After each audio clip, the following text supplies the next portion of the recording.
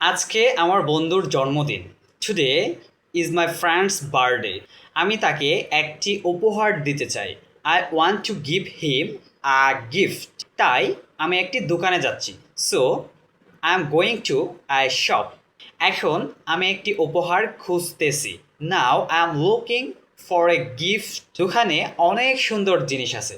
There are many nice things on the shop.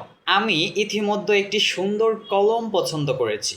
I have already চয়েসেন uh nice pencil. আমি মনে করি সে এটি পছন্দ করবে।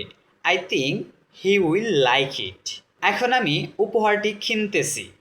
নাও I am buying the gift. সন্ধ্যায় আমি তার বাড়ি যাব। I will go to his house in the evening. আমরা একসাথে সময় কাটাবো। We will spend time together. তারপর আমি তাকে উপহারটি দিব। Then I will give him the gift. সে খুব খুশি হবে। He will be very happy. আমিও একটি সুন্দর দিন উপভোগ করব। I will enjoy a nice day too. So, if you want to speak English fluently and confidently, please follow me.